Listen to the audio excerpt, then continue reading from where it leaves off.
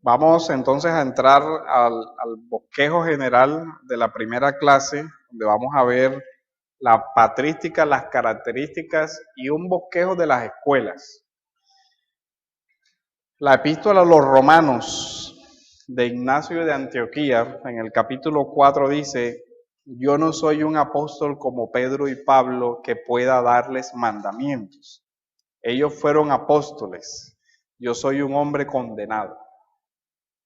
Les decíamos que si algo que tenían claro los primeros padres, estamos hablando del 115. Ignacio muere, no se sabe exactamente la fecha del nacimiento, pero muere más o menos en el 115. Y ya encontramos esta frase: yo no soy uno como Pedro y Pablo que pueda darles mandamientos. Nota el uso de esa expresión. Ellos están reconociendo que los apóstoles tenían una autoridad para dar mandamiento a la iglesia, para establecer algo que fuera mandato autoritativo para toda la iglesia. Ya los padres saben que esa autoridad fue propia solo de ese periodo o de los apóstoles. Él dice: ellos fueron apóstoles, yo soy un hombre condenado. En la epístola a los magnesianos, en el capítulo 6, también Ignacio en el 115 dice: les exhorto a estudiar para hacer todas las cosas con una armonía divina. Mientras su obispo preside en el lugar de Dios y sus presbíteros en el lugar de la asamblea de los apóstoles, juntamente con sus diáconos, quienes me son tan queridos. Entonces miren ya cómo él deriva que la autoridad de los presbíteros viene de que estén en armonía con el fundamento de los apóstoles. En la carta a los magnesianos, en el capítulo 13, también dice Ignacio: estudien para estar establecidos en las doctrinas del Señor y de los apóstoles. Se da cuenta de cómo la doctrina del Señor y la doctrina de los apóstoles para ellos es de la misma autoridad, para estar establecido en la doctrina de Cristo y en la doctrina apostólica. Es un mismo horizonte. Para que todas las cosas que hagan prosperen en carne y espíritu. Entonces ya nosotros vemos que los primeros padres eran conscientes de que había terminado una era y estaba comenzando una era nueva. Que la autoridad apostólica había sido un signo distintivo de esa era, pero que de ahí en adelante los presbíteros y los diáconos estarían al frente de la iglesia y que la autoridad de la iglesia debería derivarse de la doctrina de Cristo y la doctrina apostólica. Este aspecto es importante porque ya nosotros vemos que hay una noción de continuidad y discontinuidad al mismo tiempo. Hay una noción de continuidad apostólica cuando los padres dicen: tenemos que basarnos en la doctrina de los apóstoles. Pero hay un aspecto de discontinuidad donde dicen: pero ya no hay más nadie que tenga la misma autoridad que tienen los apóstoles. Porque ya Ignacio, y no solamente Ignacio, este es un ejemplo de muchos que hay, donde dicen: nosotros no somos como Pablo, nosotros no somos como Pedro. Ellos ordenaban a la iglesia, daban mandamientos, nosotros les escribimos como pastores, como personas que les aconsejan, que les guían, pero no puede entenderse que nuestros escritos tengan la misma autoridad que los de los apóstoles. Entonces, en los padres vemos la conciencia de esa discontinuidad. Se saben que ya no tienen la misma autoridad apostólica, pero también hay continuidad porque son muy reiterativos en decir: hay que guardar la doctrina apostólica. Así que los padres del primer siglo vendrían a ser entonces un eslabón interesante entre la tradición que Jesús les da a los apóstoles y la enseñanza que los apóstoles dan a la iglesia. Ahí hay una sucesión, pero en cuanto al conocimiento, en cuanto a la enseñanza apostólica, no a la autoridad o al puesto que tiene. De ahí que nosotros vemos que el fundamento de los apóstoles ayudó para que los padres, basados en ese fundamento, respondieran a los retos de afuera. Hablamos de los ataques de los paganos y a los retos de adentro hablamos de las herejías. Básicamente, para que alguien sea reconocido como padre de la iglesia, se ha dicho que debe cumplir ciertas características. Ortodoxia doctrinal es la primera. Santidad de vida y un reconocimiento eclesiástico. O sea, que haya sido reconocido por la mayoría de la iglesia como alguien que fue doctor o maestro de la iglesia y su antigüedad. Entonces, la condición de padre de la iglesia también tenía que ver con la rectitud de vida. La mayoría de ellos vivieron unas vidas ejemplares en cuanto a santidad y viviendo de acuerdo a la doctrina que ellos profesaban, conservando la regla de la escritura, la verdad de la escritura, la regla de la verdad de la tradición apostólica, lo enseñado por los apóstoles, y en aquellos momentos vivían bajo esa autoridad de la Biblia. Rectitud de doctrina, santidad de vida. Nosotros vemos en los escritos de los padres un desarrollo muy elevado de una moral cristiana en medio de un mundo pagano que era bastante oscuro en cuanto a temas de moralidad. Pero no solo que enseñaron la piedad, sino que incluso esas vidas de piedad muchas veces les llevó al martirio. Vivían conforme la Escritura lo hace. Y en virtud de esa santidad de su vida y esa ortodoxia de su doctrina, la iglesia les aceptó y les reconoció como maestros o como padres de la iglesia. El sentido del término padre en el mundo antiguo era más, no solamente en el término biológico de alguien que engendra, sino de alguien que educa. Ustedes ven cuando Pablo habla de Timoteo, mi verdadero hijo en la fe. Esa es la forma como en esa época se utilizaba el término padre. Cuando yo era discípulo de alguien, yo le reconocía como si fuera mi padre. O sea, le estaba reconociendo autoridad, en fin, todo lo demás.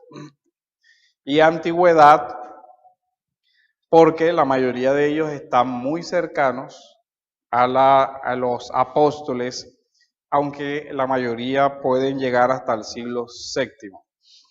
Los padres reúnen esas características. Y obviamente que esa enseñanza quedó la mayoría de las veces consignada por escrito, por muchas razones de la providencia de Dios. Porque ustedes van a ver que muchos de estos documentos son incluso documentos personales.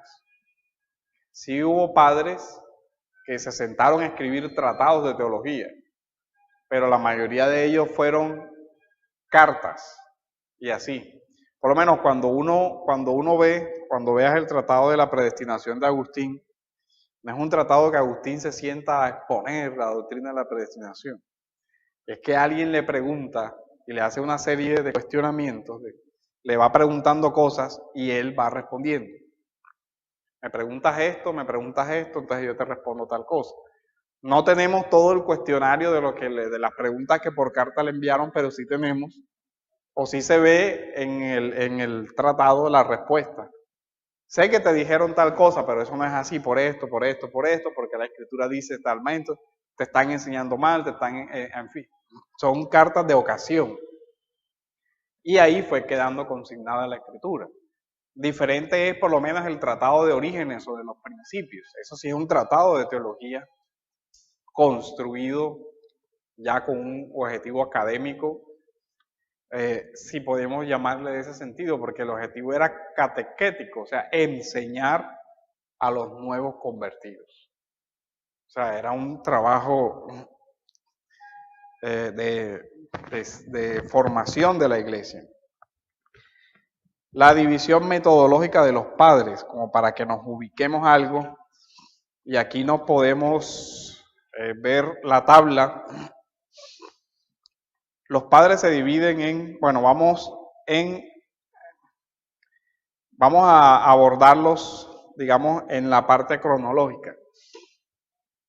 En la tabla nosotros vemos que hay padres del primer siglo, del 100, donde encontramos a Ignacio de Antioquía, a Clemente Romano.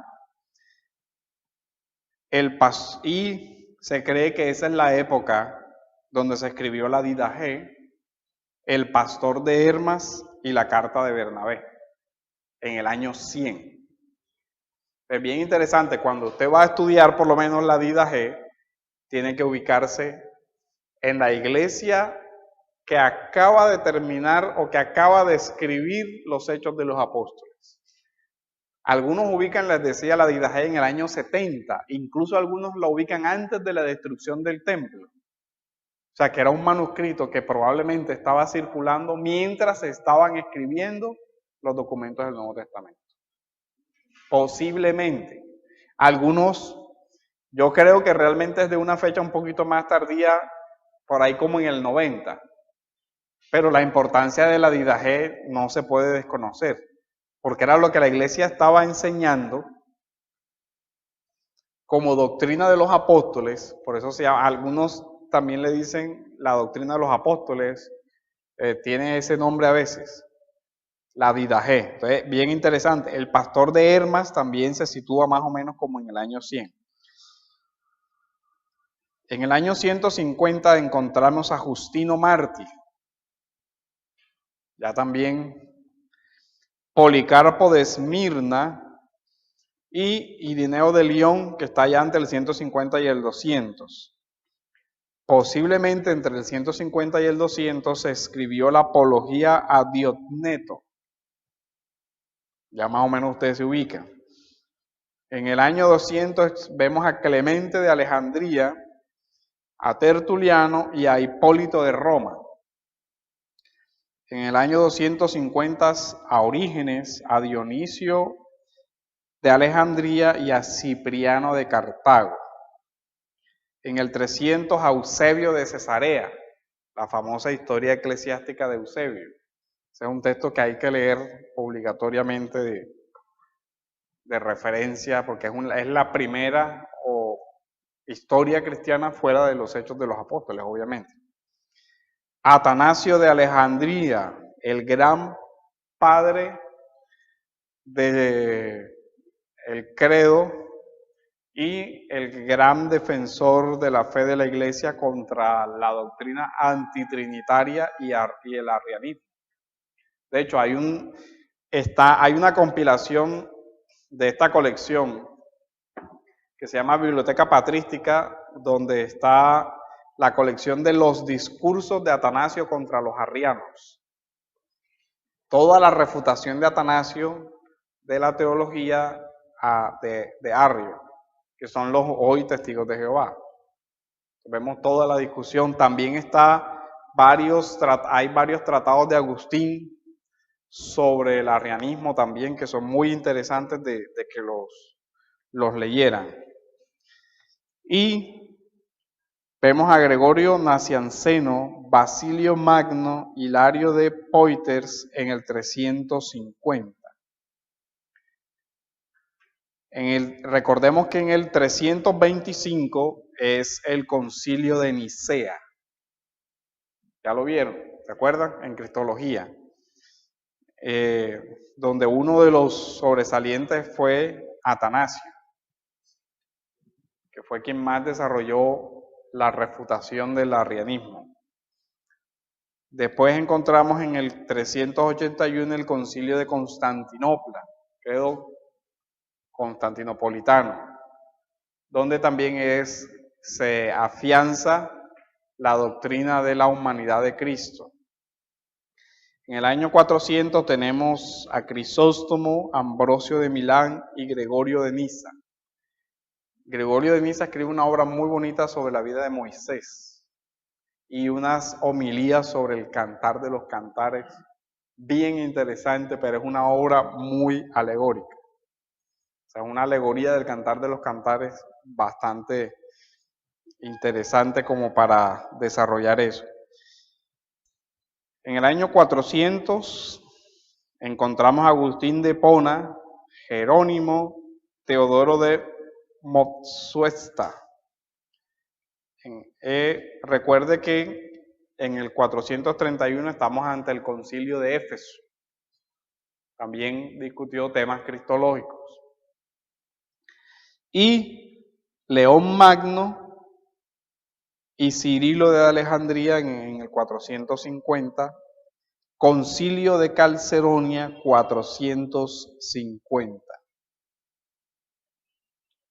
En el 550 el concilio de Constantinopla II y hasta aquí algunos aceptan incluso hasta el tercer concilio de Constantinopla, pero la mayoría de las iglesias reformadas solo llegan hasta el concilio de Constantinopla II.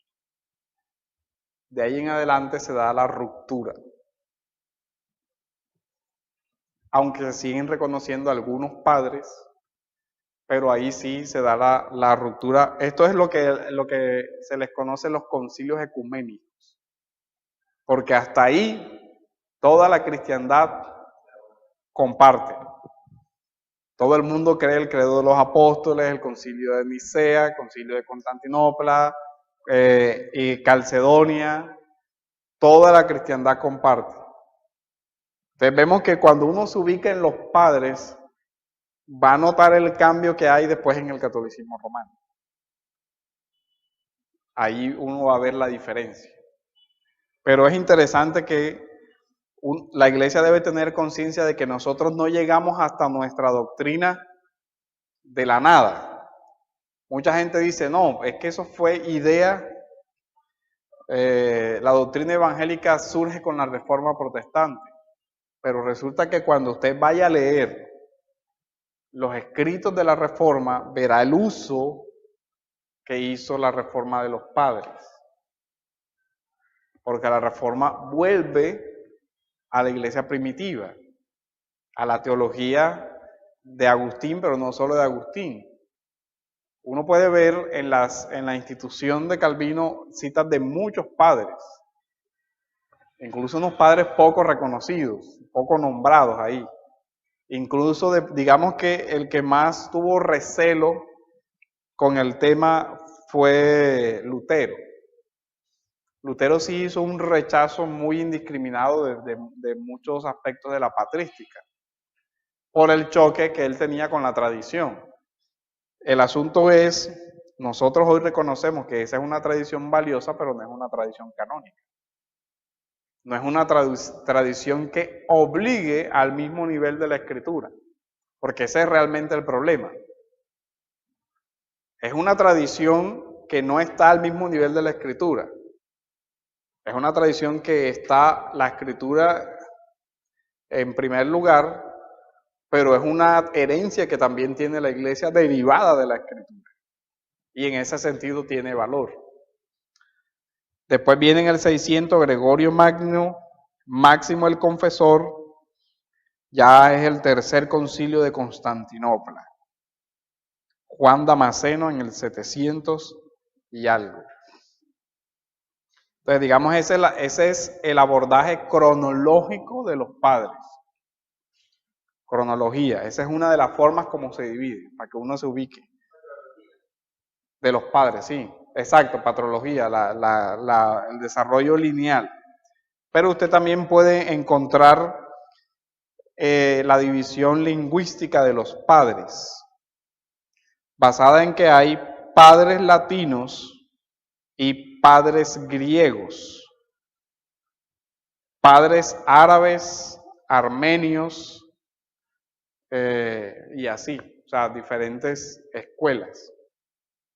Entonces, muchos temas de patrística, usted los va a encontrar padres griegos, por ejemplo, el de Campenhausen, él tiene 2 tomos de patrística, padres griegos, padres latinos.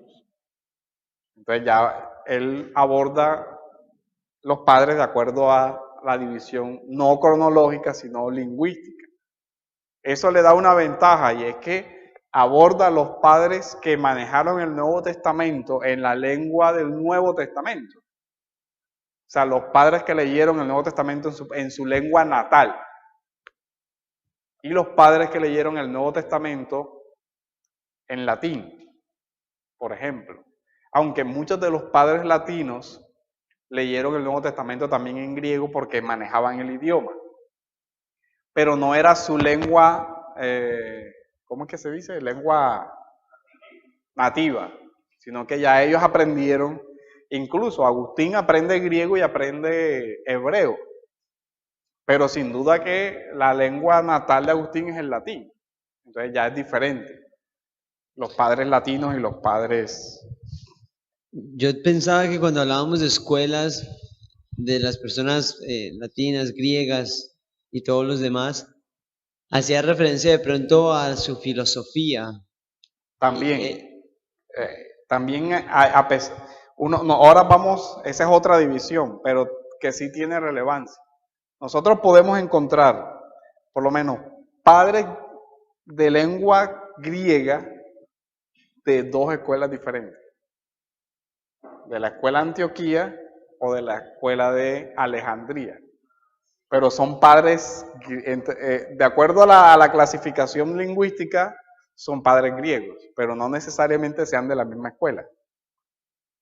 ¿Cuál es la diferencia? La exégesis.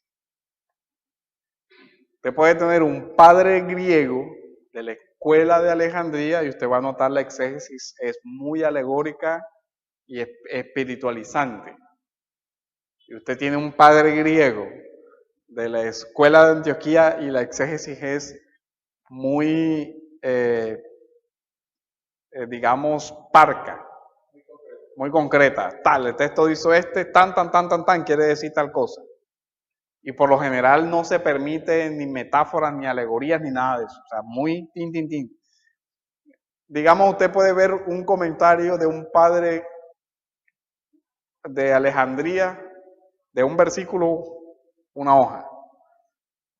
Un padre de Antioquía, de un versículo, 2 líneas. El texto habla del perdón de los pecados por esto, y de la divinidad de Cristo por tal.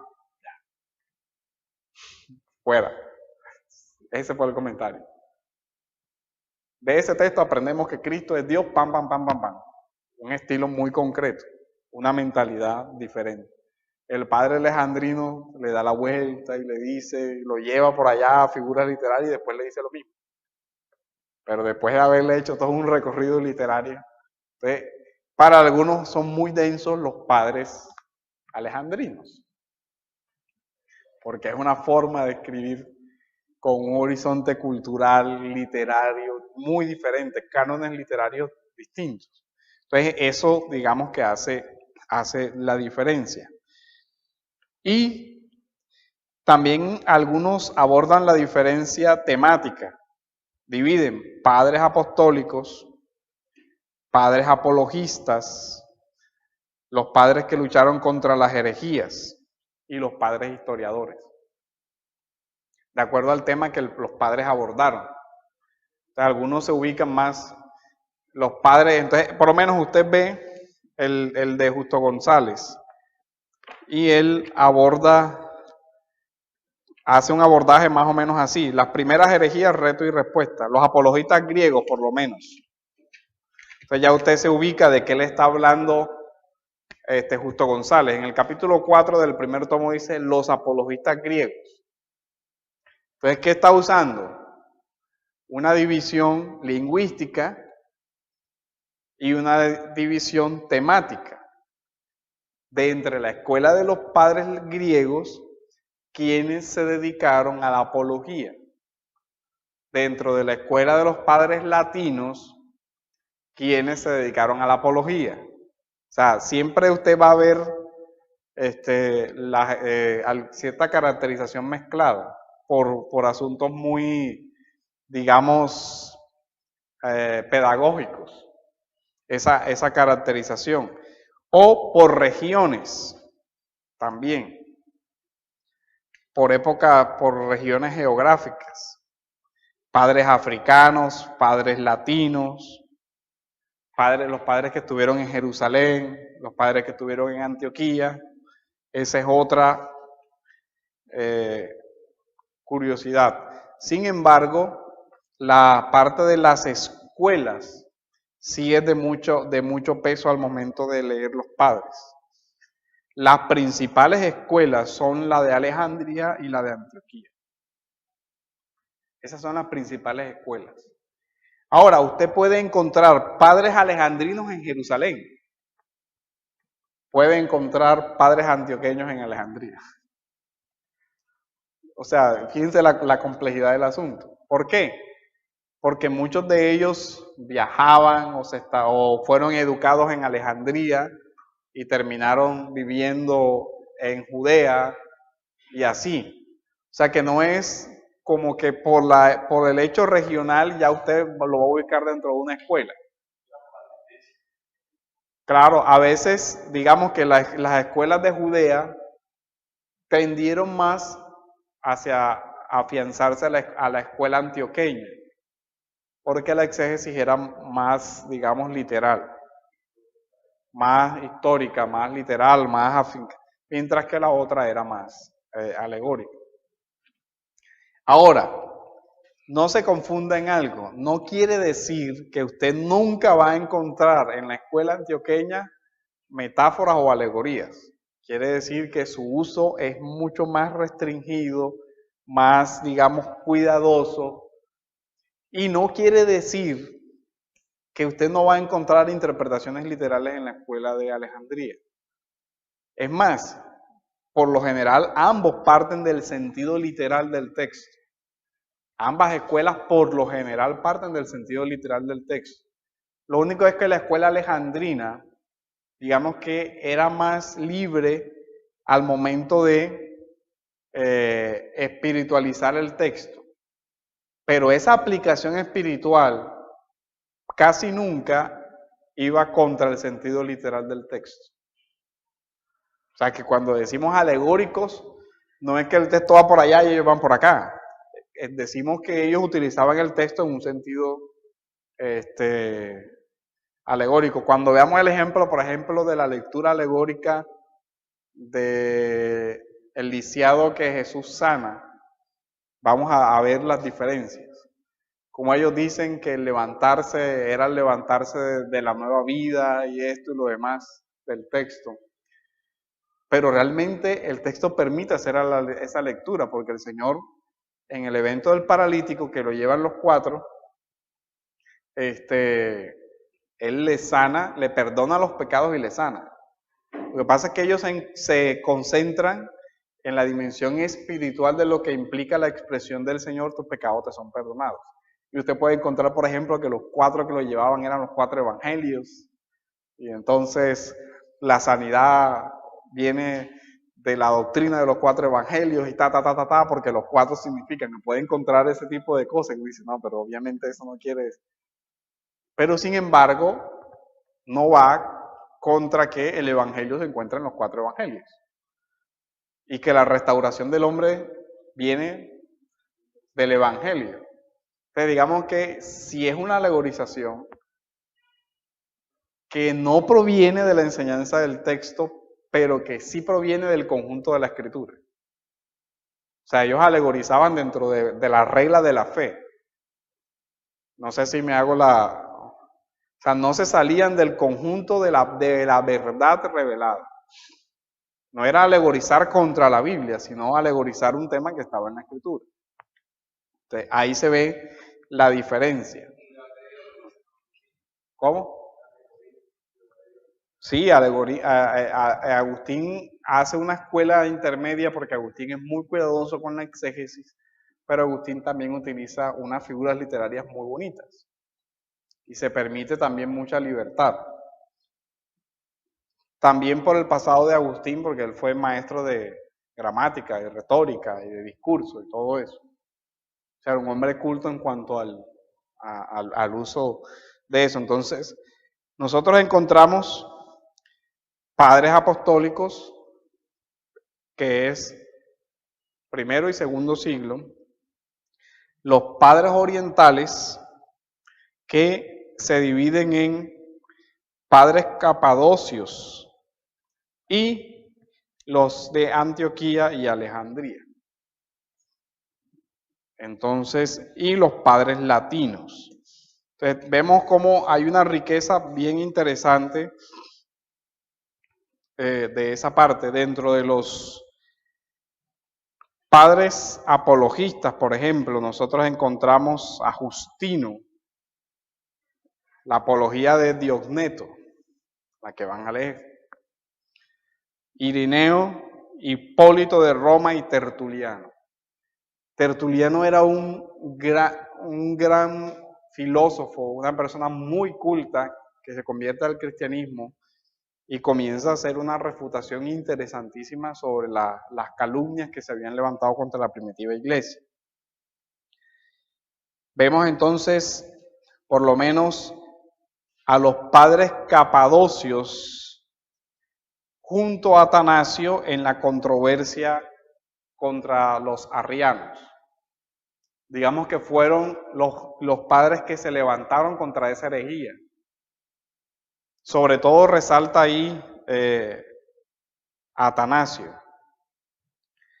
Los padres capadocios, entre ellos encontramos a Basilio el Grande, Gregorio de Nisa y Gregorio Nacianceno.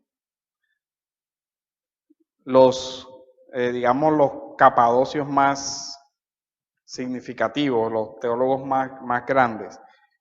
Dentro de la escuela de Antioquía, de Siria, entre el siglo III y IV encontramos a Luciano de Samosata, Juan Crisóstomo y Teodoro de Mopsuestia. Y en Alejandría, Clemente de Alejandría, Orígenes, Cipriano, Dionisio de Alejandría, Eusebio de Cesarea y Cirilo de Alejandría. Pero más o menos usted tiene que ubicarse ahí entre este padre de latino, capadocio, este tiene que ubicarse en esa riqueza, digamos, de horizontes de los padres. Los romanos, los africanos. Entonces, digamos que de un estudio temático también usted puede dividir los padres en padres apostólicos hasta el segundo siglo, posapostólicos del segundo siglo en adelante, más o menos, y puede también puede dividirlos en los padres apologistas que vivieron durante la persecución, los padres que hicieron apología contra las herejías, y en un desarrollo dogmático usted encuentra los padres que son antes de Nicea, los padres prenicenos, los padres nicenos, o sea, los que influenciaron en el concilio de Nicea, y los que se opusieron al ataque del arrianismo y a los intentos de paganización del Imperio Romano, los padres de Nicea. Y los padres de Calcedonia y post-Calcedonia. Esa también es una guía, uno se ubica, todos estos padres son antes de Nicea. Estos padres son después de Nicea, estos padres son de Calcedonia. Ya usted con todo el asunto de las herejías cristológicas ya se ubica. Entonces le sirve, digamos, que ese marco general para uno entender dónde se ubica y cómo ubicarse. Y cuando se encuentre con la interpretación, ya tenga idea de por qué ese padre aborda cierto tema de esa manera. Entonces, todo eso es un aspecto muy importante. Como les decía, no vamos a tratar, evidentemente, todos los primeros 6 siglos de la historia del pensamiento cristiano, pero le recomiendo que se lea el de Justo González. Es quizás una obra, un compendio muy, muy, muy bueno, sobre todo que si una persona está estudiando teología, debe conocer el progreso del dogma. Usted puede comprobar si lo que usted cree hoy, alguna vez lo creyó la iglesia en los primeros siglos. Debería poder comprobar eso. Y uno se puede incluso ubicar dentro de cierta escuela. Y con el tiempo uno también se ubica sobre ciertos padres que son de su preferencia. Y ya podrá ir profundizando y podrá ir dándose cuenta. Por lo menos, si se ubica dentro de la escuela de la exégesis de Antioquía, puede ver, digamos, la importancia de la exégesis para esa escuela y cómo la realizaban, cuáles eran sus métodos. Es una exégesis más filológica, más histórica, más gramática, donde ellos exigían mucho que la exégesis tuviera una justificación muy académica, que fuera muy clara. O sea, que hiciera esto y esto dice esto, ¿por qué? Por esto, esto y esto, porque el sentido de la palabra es esta, porque la gramática es esta, porque la estructura literaria es esta, esto dice el texto. Mientras que usted encuentra una escuela de Alejandría donde le comienzan a hablar del texto y usted no sabe muchas veces cuál es el fundamento de su análisis del texto. Y que tiene que dar muchas vueltas para entender por qué el autor le llega a ese sentido. Entonces, bien importante que uno pueda identificar todas esas particularidades. Y créanme que enriquece mucho la vida espiritual cuando uno comienza a entender la teología de los primeros siglos. No sé si hasta aquí hay alguna duda, comentario.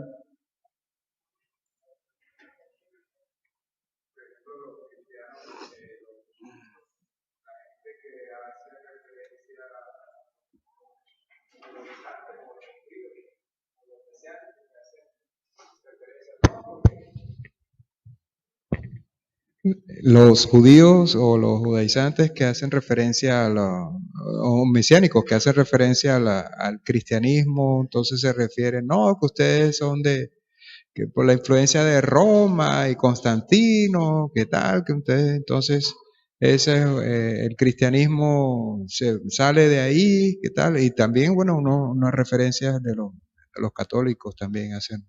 Y fíjense que cuando uno estudia esto va a ver que muchos de estos padres fueron a aprender hebreo con las escuelas de rabinos. O sea, era un diálogo cultural muy interesante. Pero la idea es también que usted tenga conciencia de que la doctrina cristiana no comienza con el catolicismo romano. Y que realmente, mucho antes, ya había una dogmática de la iglesia bastante desarrollada. Ya en el siglo IV, con Calcedonia, uno encuentra una cristología establecida, una fe cristológica clara, una fe trinitaria clara, una formulación trinitaria, una teología de la iglesia y una doctrina del Espíritu Santo clara. Cuando lean el artículo sobre la doctrina del Espíritu Santo en la primitiva iglesia, van a poder rastrear la doctrina del Espíritu Santo desde el credo apostólico hasta Calcedonia. Y van a ir viendo cómo hay un horizonte de la doctrina del Espíritu Santo. Y usted puede comprobar lo que cree hoy la iglesia sobre el Espíritu Santo versus lo que la iglesia creyó en los primeros 4 siglos, en todos los concilios ecuménicos, como doctrina del Espíritu Santo. Y ese es el ejercicio que usted debería ir haciendo. ¿Qué creyó la iglesia en los primeros 4 siglos sobre la salvación? ¿Qué estamos creyendo nosotros hoy? Y usted puede ubicar que muchas de las creencias actuales, por ejemplo, el pelagianismo o el semipelagianismo, que acoge el catolicismo romano, lo está acogiendo mucho el cristianismo actual. Cuando usted lea la postura del pelagianismo, va a ver que mucha predicación hoy, desde púlpitos evangélicos, es pelagiana y semipelagiana. Y que eso lo combatió la iglesia de los primeros siglos. Que usted no debe extrañarle, es más, el neognosticismo de hoy, usted va a ver las refutaciones de los padres sobre el gnosticismo. Pues todo eso va a ser un ejercicio que usted va a tener un horizonte de decir, oye, ¿cómo es posible que hoy se esté enseñando algo que la iglesia combatió tanto? Atanasio tiene discursos sobre el arrianismo para tirar para el techo. Y hoy hay personas que están negando todavía la divinidad de Cristo. O sea, contra una herencia. Agustín también, todo lo demás. Una vez fuimos a una charla con unos muchachos que en una hora recorrieron toda la historia de las herejías cristológicas y sobre el Espíritu Santo de los primeros 4 siglos. Y casi que a cada ratico le decía, ¿tú sabes que eso lo condenó la iglesia en el concilio tal? ¿Tú sabes que la iglesia condena esa postura? Que eso fue considerado herejía, que eso... Y así. Pero y de pronto creen que es el descubrimiento del momento. No, eso fue la última revelación que me llegó. Resulta que la última revelación que le llegó fue una herejía de hace 1900 años. Pero como no conocen cómo la iglesia fue construyendo su dogmática, que esa es otra cosa que a la gente le asusta. ¡Ah, dogma! Y los dogmas tuvieron un progreso y fueron el resultado de una batalla teológica fuerte. La doble naturaleza de Cristo, reconocida completamente al fin en Calcedonia, eso fue debate y debate, qué significa, si se puede, no se puede, cuáles son las implicaciones de la humanidad, como para que nosotros simplemente desconozcamos todo eso y alguien diga, no, que Jesús no resucitó corporalmente porque el cuerpo es malo, como el gnosticismo. Y es increíble que cuando usted lee posturas liberales, uno dice, fíjense, sale un liberalismo teológico diciendo que el cuerpo de Jesús se esfumó porque era una mera apariencia. Y alguien lo presenta en el siglo XVIII, XIX, como el gran descubrimiento de la exégesis científica. Resulta que la iglesia del siglo II y del siglo III ya decía, cualquiera que niegue que la resurrección fue corporal es un hereje. Cualquiera que diga que el cuerpo de Jesús fue una apariencia es un gnosticismo hereje. Y sale ahora por acá Alemania con toda la erudición, entre comillas, a decir que eso es así. Pero ¿por qué tanta gente creyó eso? Uno se pregunta. Porque la mayoría no salían de su horizonte cultural. Nunca leyeron lo que la iglesia había creído en los primeros siglos. Se quedaron y mire, eso sucede hoy culturalmente. Yo creo que casi nadie hoy lee un libro que no haya sido producido en su misma generación. Casi nadie. Nosotros estamos acostumbrados a leer casi todo lo que se produce en nuestra propia generación. Incluso los libros que se produjeron en el siglo pasado, nosotros casi no los conocemos.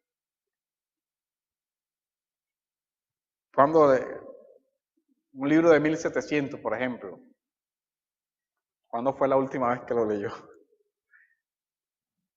De hace 3 siglos. ¿Quién recuerda una obra de renombre del siglo pasado? A ver.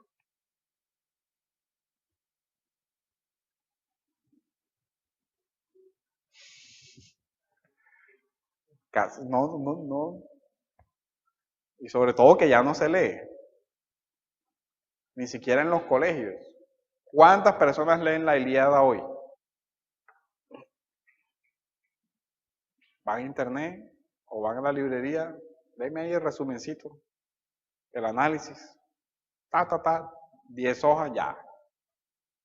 Pero la obra como tal no. ¿Qué pasa? Que realmente se requiere para este tipo de lectura de la patrística paciencia, perseverancia. Es una lectura que uno tiene que hacer con calma, con meditación, mirando por qué dice esto. O sea, otra mentalidad. No es la mentalidad de chévere, ya me gustó, no me gustó. Ah, no, esto no me gusta. Ah, este tipo comienza a hablar de un poco de cosas aquí que yo ni le entiendo. Ah, pasemos por ahí.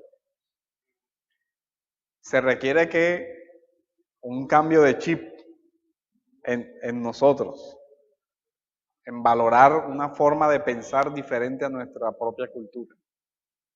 Acuérdese que está hablando, está escribiendo, está usted entrando en un diálogo con alguien que pensó en latín, con alguien que pensó en griego, con alguien de una cultura mediterránea muy distinta a la nuestra, con alguien con una formación cultural y filosófica muy distinta a la nuestra. O sea, eso es difícil. Y miren, ¿qué sucede con esta literatura? Que digamos que no nos es familiar. Pero acuérdese que usted está leyendo un evangelio, por ejemplo, una carta a los hebreos, que fue un documento del primer siglo, que fue escrito para el contexto del mundo mediterráneo del primer siglo, para una cosmovisión formada por una liturgia que tenía casi 1000 y más años de historia. Para nosotros es fácil decir, hoy no hay que sacrificar un carnero para ser aceptados por Dios. Eso nos parece normal, ¿cierto? O sea, es una cosa, ¿cómo así que yo derramar la sangre para que Dios me perdone? O sea, ¿cuándo fue la última vez que usted hizo eso? Nunca. Pero que cuando Pablo le dice eso a los judíos, hebreos, que tenían una tradición de 4000 a 5000 años haciendo eso, ya eso es otra cosa. ¿Cómo? ¿Tú me estás diciendo a mí que ya yo no tengo que sacrificar un cordero para ser aceptado por Dios? ¿Por qué? Si nuestro pueblo lleva casi 5000 años practicando eso. Eso era un golpe cultural. ¿Qué hago entonces? No, solamente cree en Cristo y ora. ¿Cómo? 4000 años para que después tú me digas eso. No, eso no puede ser así. No era fácil. No es nada sencillo. Lo que pasa es que nosotros nunca vivimos arraigados a esa tradición. Y durante tantos años. Ahí uno siente ya el golpe cultural. ¿Cómo? Eso es difícil. Lo que pasa es que nosotros eso no lo vivimos. Nosotros ya asumimos eso naturalmente.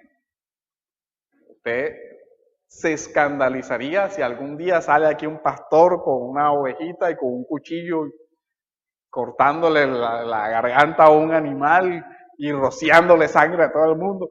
Sale corriendo. No, este man está loco. Que culto a Dios. ¿Cómo se le ocurre? Eso es bestialismo, eso es una... Pero usted ve a un Moisés sacrificando un becerro y rociándole sangre al pueblo. Nosotros hoy veríamos eso como escandaloso, pero son horizontes culturales diferentes. Entonces digamos que leer esa literatura, y todavía se nos hace difícil. ¿Quién hace el devocional con Levítico? A ver. Con números. Levítico de devocional, nadie. Pasó por Levítico en el plan de lectura lo más rápido que pudo. Busquemos algo que sí pueda interesarnos. ¿Por qué? Porque ese tipo de literatura requiere calma, requiere una forma de leer distinta. Lo mismo pasa con los padres. es leer, es otro mundo. Literalmente un mundo cultural, histórico, político, sociológico diferente al nuestro. Pero que sí tiene mucha riqueza para la iglesia de hoy. Sí, porque si no, si están los libros y no los leemos ahora, ¿qué tal que no estuvieran? Esa tradición oral hubiera desaparecido. Y la iglesia hubiera perdido mucha riqueza. Víctor, tú ibas a... Yo quería preguntar sobre San Jerónimo. ¿San Jerónimo supo hebreo o no? Porque dice que la Biblia se fue traducida en Septuaginta. Al parecer sí alcanzó, hasta donde tengo información, alcanzó a manejar las lenguas bíblicas. Y fue un gran, digamos, especialista en todo lo que tiene que ver con la exégesis, digamos que bíblica, no como nosotros la conocemos hoy. ¿Qué está sucediendo? Nosotros estamos juzgando la exégesis de los padres con la teoría exegética de hoy. Ya. Orígenes, eso fue una mala interpretación. Cálmate. Nosotros hoy tenemos una hermenéutica. Incluso, si usted ve la teoría hermenéutica moderna, creo que tiene 100 años, desde Gadamer, Schleiermacher y así, 1900. La teoría hermenéutica moderna de la lingüística, de la semiótica, del análisis estructural, tiene algunos 200 años. Entonces nosotros estamos juzgando el trabajo exegético de los padres del siglo I, II y III con nuestros cánones de exégesis hoy. Y algunos por eso dicen, no, eso no sirve para nada. Mira, esas alegorías, esas interpretaciones ahí todas superficiales, etcétera, porque entre comillas hoy tenemos una exégesis más elaborada. Pero pienso que es algo verdaderamente injusto y que no sabe aprovechar la riqueza que tienen esos trabajos de exégesis. Evidentemente no vamos a encontrar, digamos, una metodología de análisis gramático, sintáctico, como el que una persona que tiene una formación en exégesis hoy haría. Porque esas no eran, digamos, las herramientas para interpretar de esa época. Ellos usaban lo que estaba, los cánones de retórica de ese siglo. Ya hoy la retórica ha avanzado y tiene otras categorías y tiene otros desarrollos. Entonces, cuando usted, digamos, lee el tratado de retórica de Agustín, si usted ha leído los tratados de retórica de hoy, los de Perelman o los de otros, o la moderna retórica, dirá, pero es una cosa burda, es una cosa ahí que no tenía... Sí, pero es que usted no puede juzgar eso con los cánones de hoy. Tiene que ir a ese mundo y ver que para su época era revolucionario.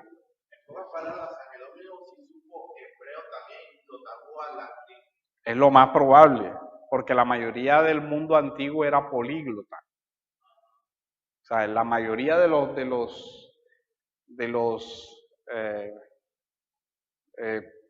por razones comerciales y todo eso, no manejaban una sola lengua, aunque obviamente tenían más destreza en su lengua nativa. Vamos a orar para terminar.